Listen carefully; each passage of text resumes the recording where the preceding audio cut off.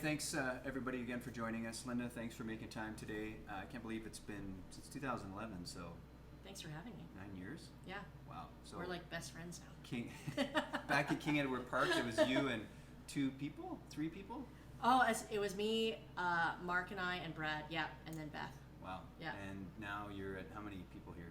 We have 11 barbers now. Wow, Yeah. awesome. Well, appreciate your time. Thank you. As you know, I'm a huge fan. I'm not just coming here because I like you, and I mean, I'm a walking billboard, I guess. I like the product, I like the service I get. And so today I wanted to ask a few questions around, we were talking about earlier when I came in around, social media, how things have changed there. And, I didn't realize how big this industry was in North America, $1 billion industry. So, people like their beauty, people are vain. But one super interesting statistic that stuck out to me was that 81% of purchases of beauty products was still in brick and mortar stores. And I'm curious, A, are you seeing that? And B, does that surprise you? I definitely am seeing that in my shop just because it is part of our service. So when you come in to get a haircut, Yep. It's really important that not only are you getting a great service, but also you're getting educated on the type of product that you need to use in your hair and how to put it in. So like for most guys, they're buying product anyway, but a lot of times if they're buying stuff online, sometimes it's hit or miss whether or not that's going to work for their hair.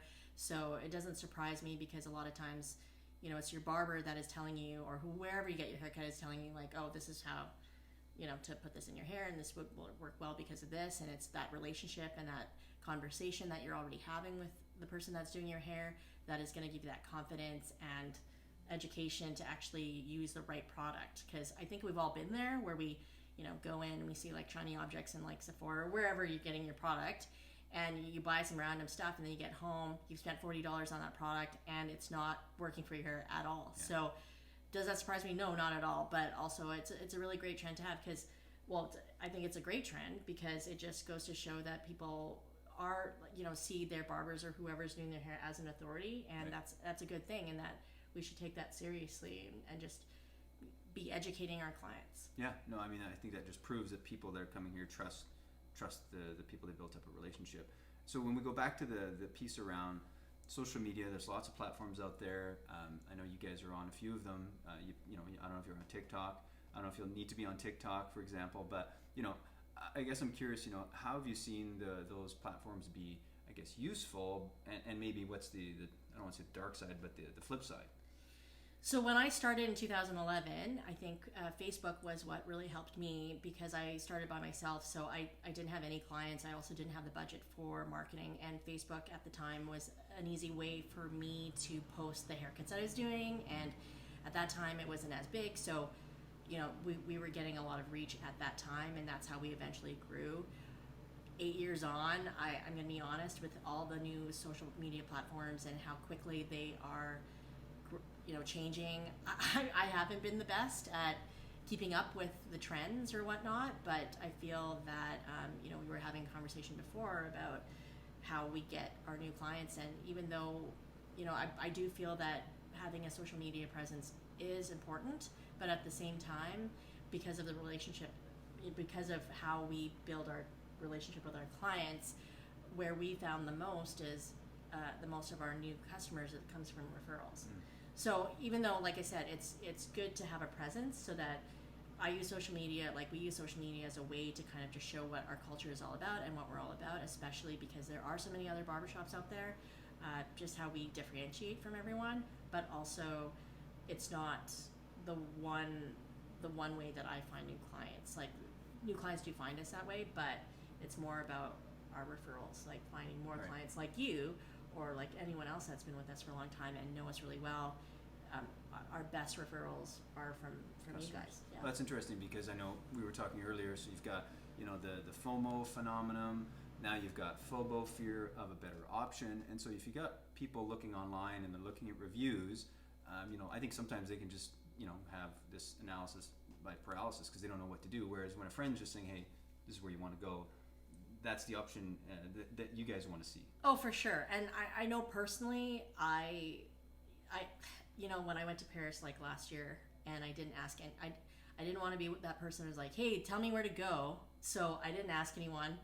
I went online, found some reviews, but sometimes you just need that friend to tell you, like, hey, you know, that's who you trust. So you trust your friends. So that's, again, like I said, it's great to have that social media presence, but at the same time, because our business is so based on the relationships we've built with you guys, like, you know, it makes a huge difference on where those clients come from. Right. Yeah. I want to switch gears to kind of more as a business owner, some questions around, you know, really, you know, as you're trying to juggle your daily, weekly life, do you have any tips for us out there around, like, how do you make it all happen and stay sane? I don't, but honestly, what has helped me over the course of a few years is just realizing how important time blocking is. I'm the most scattered person, actually, but I have to block my time, and realizing the importance of blocking time to get things done, especially with kids, has helped me a huge deal, just to get stuff done. And on the weeks where I'm really in my stride, it's because I've blocked that time and I've done the prep work. When I'm not, that's when kind of shit hits the fan. Interesting. Yeah, well, and I know a few years ago you had mentioned, from just getting another perspective, you had worked with a coach, and I'm curious, you know, how that's helped, and you know, was one of their tips, you gotta basically be able to weed out what's important from time or no time. Like, where's the coaching helped?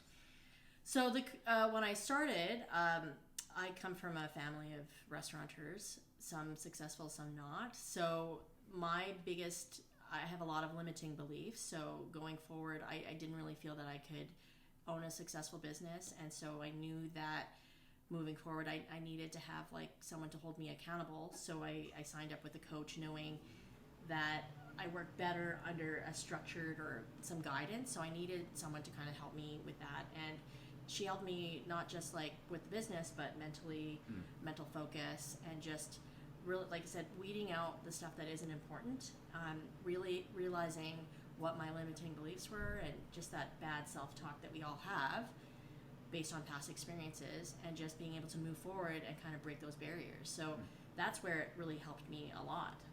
Interesting. Well, I mean, I think all those are super helpful tips. I guess I want to give folks kind of a final teaser, because I know what you built here is awesome, but I know you told me you're working on some kind of online courses for other barber shops, and so I'm curious how that's going, and maybe if you can share any of that. So I used to do hair education before, so this is something that, as a natural progression, because we're training a lot of our barbers here, a lot of people have expressed interest in the way that we do our training, so that is something that I'm going to be working on in the new year, which has taken me a little bit of time because I haven't blocked the time. Right.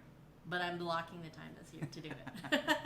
Well, maybe that's an awesome segue into something we could show, you know, in another feature. But I really appreciate the time. Yeah, thank you for having me. You'll see me like in a week or two. And thanks, everybody. Okay, thanks so much. Cheers.